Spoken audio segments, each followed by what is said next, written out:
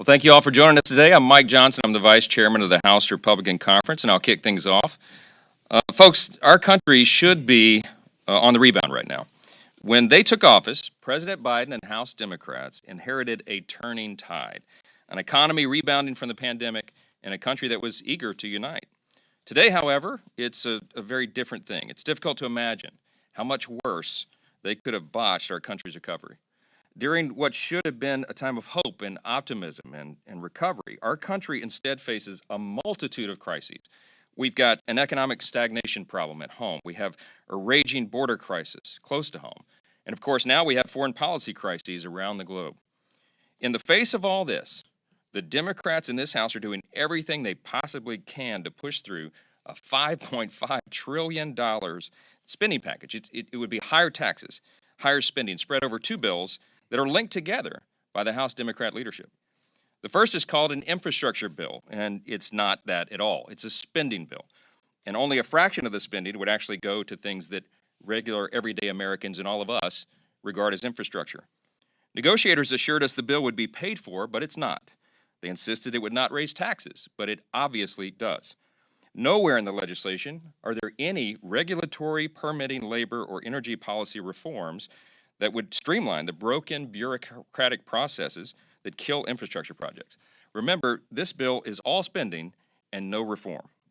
Most concerning of all, we were told that passage of this bill would satisfy the spending appetite of enough Democrats to impede passage of their separate $4.3 trillion party line spending bill, but it will not. We know this is true because all 50 Democrats in the Senate, including Bernie Sanders, still voted for it.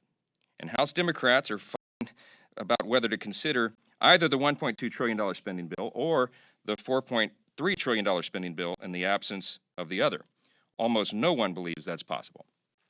House Republicans would have supported a standalone bill that was paid for and actually targeted to our nation's infrastructure needs.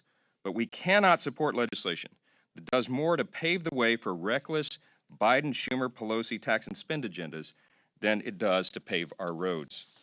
The second bill, well, the Democrats still don't know what they want. It could include mass amnesty. It could include taxes on prescription drugs or a carbon tax or any number of other terrible provisions. The one thing they do know is that they want to spend $4.3 trillion of taxpayer funds at a time when our national debt is about to exceed $29 trillion. Democrats have a mere 3-seat majority in the House. There's a 50-50 deadlock in the Senate. Does any objective person think their mandate is to ram through the most partisan, most expensive legislative package in the history of this country using the slimmest majority possible? And before they even tell the American people what's in it? We say no way. If they hadn't just voted to legalize abortion up until the moment of birth, I'd say this was the most ridiculous thing we've ever seen. The American people do not want this, and House Republicans are going to do everything we can to make sure this charade is stopped. With that, I'm happy to yield to the ranking member on the House Committee on the Budget, Mr. Jason Smith.